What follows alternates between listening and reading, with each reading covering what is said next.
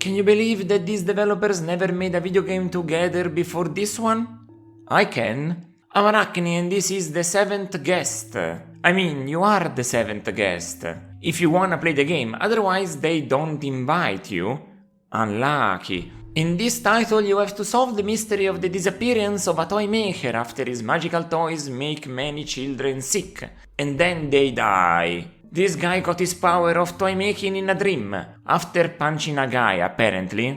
Basically, if you go to France in the 1930s during the winter and it's snowing, you punch a guy, then go to sleep in the woods in the snow. This is important now, so I hope you kept the attention high. Somehow, doing all this gave him a gift but also a curse. Indeed, somehow. You never understand it, don't worry about it. Also, there are 6 people invited to this place, plus yourself. You'll understand why you're there, but you'll only guess a few of the motivations for the others.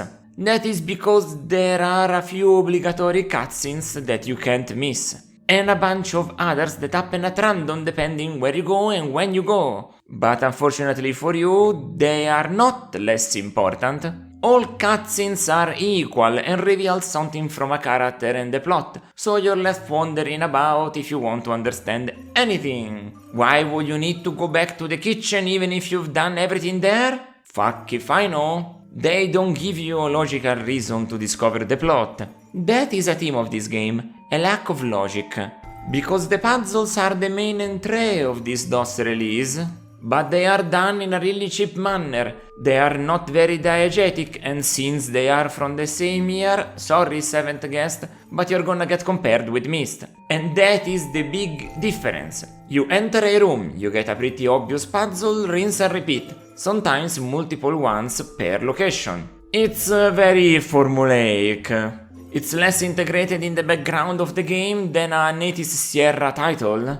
By a large margin, I would say. You get to a place, solve a puzzle, and get a cutscene. That's the rinse and repeat formula for 20 of the 22 puzzles present in the game. It's very tiring, especially since a lot of them leave you stranded. Myst gives you visual clues, a bit of writing and even some voice work to convey what you need to do in all puzzles. Helps that they are integrated in the game world, so context clues are massive. Here they are not so much understandable. You get some dialogue during the puzzle, but sometimes it's cryptic. But most of them are based around real tabletop, and I used to play a lot of them until a few years ago, so I could manage pretty quickly. The problem came with puzzles that use randomization. So even if you reset that one in particular, you get a different starting point.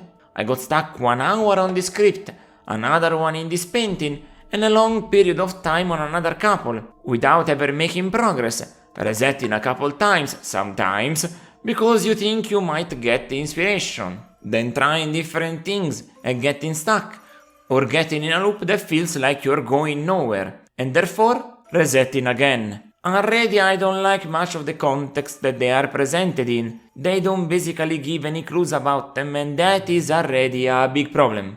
We criticize Sierra games that don't give hints like Space Quest 2, and praise Space Quest 1 because it's much better and much more thought out. Can't use a different metric, that will be hypocritical. I'm not one of those weird YouTube channels that focuses on certain 90s companies and forgets to criticize the bad games they did. How convenient.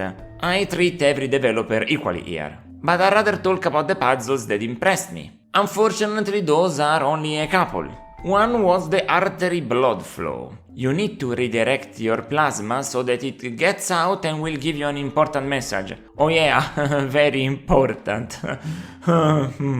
Yeah, right. Anyway, it seems like an easy and obvious thing, but it's such a twist on the pipes video games that were popular at the time. Maybe only in the Incredible Machine 2 you could come up with something like this, because it contains overlapping and overpassing roads and 2 different types of rail changers. It's pretty impressive. The other is the cake one. It's one of the only 2 that are visually in context with what surrounds you. You are in the dining room and you need to get slices of cake for everybody, but with certain criteria. It's funny, fun, original, has its own rules, and it's not too hard. It might be even your first or second puzzle because of how the game is constructed. All you need to do is think a little bit. The others are really not impressive. and the ones that are randomized just don't resonate with me. They never did in any other adventure game. I need handcrafted material, that's how I operate in this world. Nothing I can do about that. Graphically, it's all pre-rendered and that's good. Congratulations for not being real-time 3D in this era. That was a wise choice. So there was good reason to make every space have lots of detail, and they kinda do until they have to think about frame rates, and because of that you get places like the maze.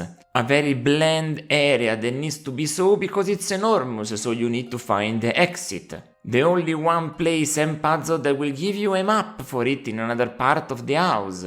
Not that it's going to be super useful, you're just getting a map, you don't know where the exit is.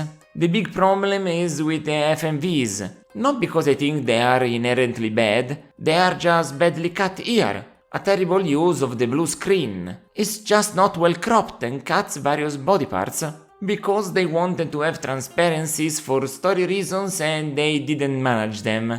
Very ambitious for what they wanted to do in 1993 and with a small team. That loses even more resolution on an HD screen. That's why I try to keep the original aspect ratio when recording these old games. Already some of them suffer going at 720p. With DOS you can do more than what you can do with 16-bit consoles, but only if you respect the aspect ratio. And musically I found it really decent, but not that much. Mostly because it's the same 4 tracks repeated ad nauseam for a few good hours. I expected every puzzle to get his own theme, and instead all puzzles have the same one. And you spend the most time in the game on these. That's because they wanted to hire a very famous musician, but clearly with not a so great musical budget, and that's how it goes. Gee, get just a video game composer next time. We are the ones that have to play this.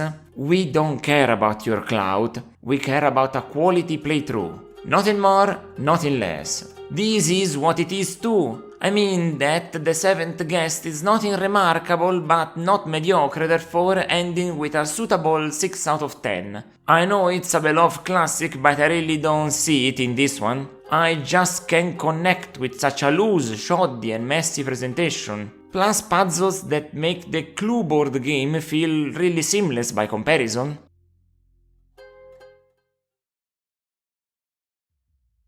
If you wanna see me play the games that I will review plus some extra stuff, catch me on Twitch at Araknie Retro. It's my natural habitat, you see? Until next time, ciao ciao!